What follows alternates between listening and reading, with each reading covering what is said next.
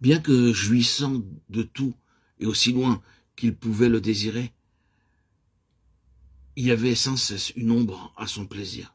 Il y avait quelque chose d'intérieur qui l'empêchait de se contenter de tous les biens qui se trouvaient en Égypte, tous les plaisirs qui étaient à sa portée. Il y avait en Moïse un sens de mécontentement, d'insatisfaction, qui était en réalité produit par le travail de Dieu en lui, afin qu'il ne soit pas satisfait par quoi que ce soit en dessous de son plein dessein. Moïse était peut-être incapable de définir ce désir étrange, mais cela lui permettait de percevoir que le tout de l'Égypte n'était d'aucune manière le tout de Dieu, et que l'Égypte ne pourrait jamais répondre à cet appel et à cette force procédant d'au-dessus et d'au-delà de lui-même. Cette force intérieure qui le poussait à délaisser ce qui était de ce monde pour être un pionnier de la voie céleste, ses yeux regardant vers le ciel et non sur la terre. Ce n'est pas une exagération, et ce ne sont pas que des mots, c'est scripturaire. Et c'est ce qui nous éprouve. Pour ceux qui sont appelés dans la pleine pensée de la voix de Dieu, sont plus hauts et sont meilleurs, cela sera ainsi pour nous-mêmes. Frères et sœurs en Christ, peu importera la popularité, la position dans le monde, la réussite, les moyens et les ressources à notre disposition, tout ce qui peut être à portée de la main. Bien-aimés, chers auditeurs, auditrices, si nous sommes véritablement appelés selon le dessein de Dieu, nous n'aurons pas de repos dans tout cela et nous serons insatisfaits et vides avec tout ce que peut nous offrir ce monde. Nous pourrions dire, sans hésiter, tout cela n'a aucune valeur. Il y a plus que tout cela. Éprouvons nos cœurs avec cela, ce n'est pas de la fiction, c'est un fait. Il se peut que, par ces paroles aujourd'hui, cela vous parle de manière particulière. Vous pourriez avoir beaucoup en ce monde si vous en aviez le désir. Vous pourriez vous frayer votre chemin dans ce monde et jouir de ses plaisirs et de bien d'autres choses si vous l'aviez réellement décidé. Oui. Et peut-être auriez-vous été estimé et même avoir eu une situation dans ce monde religieux. Mais pour vous, c'est devenu médiocre. Il y a quelque chose en vous que vous ne pouvez peut-être pas définir, peut-être même que vous ne pourriez rien écrire à son sujet, mais vous savez qu'il y a quelque chose, et à moins que vous ne découvriez ce quelque chose et n'arriviez à ce quelque chose, la vie sera décevante et tout le reste ne sera pour vous que simulacre, médiocre, insuffisant, sans consistance. Mes chers amis, bien-aimés, si c'est vraiment votre cas, c'est une chose pleine d'espoir. C'est une merveilleuse chose. Car le ciel s'est abaissé à déposer quelque chose en vous, en relation avec tout ce qu'il signifie. Oh, bien sûr, si vous n'avez pas perçu cela, vous serez satisfait par toutes sortes de choses moindres que celles-là. Mais prenez garde, car si vous pouvez demeurer ainsi, les conséquences seront terribles, car cela signifierait que tout ce qui implique cette puissante et divine signification céleste aurait échoué dans vos vies.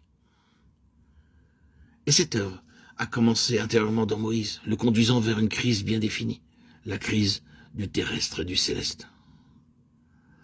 Et le Seigneur a des manières merveilleuses de produire cette crise. Vous savez, ce n'est pas toujours produit et introduit en nous lors d'une certaine extase, si c'est ce que vous recherchez, ni par la gloire d'une grande et lumineuse vision, l'enchantement de votre âme, une certaine expérience, probablement merveilleuse.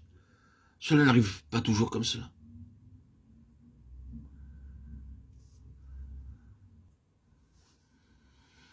Il n'en a pas été ainsi pour Moïse, ni pour bien d'autres.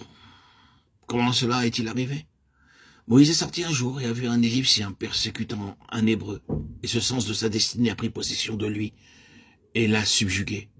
Mais étant fort physiquement, il s'est jeté sur l'Égyptien et l'a tué. Ce fut la crise qui a tout précipité.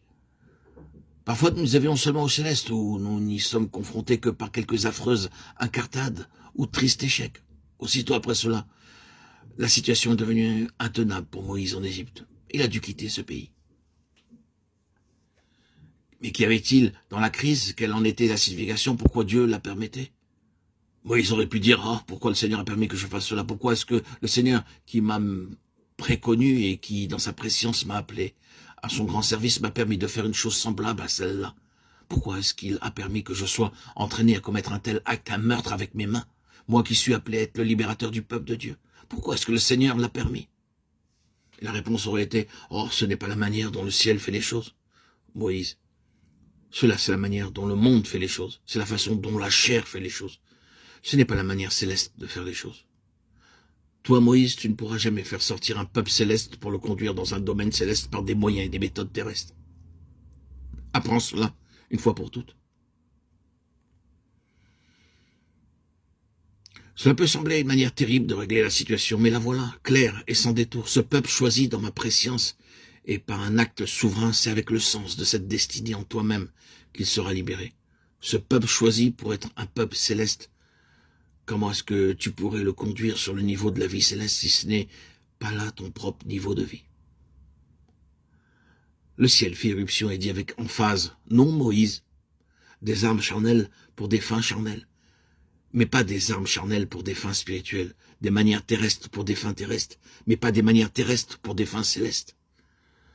Le ciel gouverne ici et doit le traduire lui-même de cette manière. Oh, quelle leçon pour une vie! Maintenant, nul besoin d'avoir été un meurtrier, mais sans doute que certains parmi ceux qui m'entendent, auditeurs, auditrices, ont appris des leçons très profondes dans ce domaine. Mes chers amis, bien-aimés en Christ, vous ne pouvez pas marcher avec Dieu sur le plan céleste avec la force de la chair. Vous ne pouvez pas progresser avec Dieu le long de cette ligne. Vous ne pouvez pas servir Dieu dans son dessein céleste de cette manière. C'est tellement vrai en tant que principe. Le ciel n'aura besoin de rien de tout cela. Il réclame sa propre vie, sa propre nature. Et ce fut la crise du céleste et du terrestre dans la formation de Moïse. Et c'est la crise que tout enfant de Dieu doit connaître pour avoir la révélation de leur vocation. Cette vision céleste qui leur est offerte, proposée, les amène à accomplir ce que Dieu attend d'eux.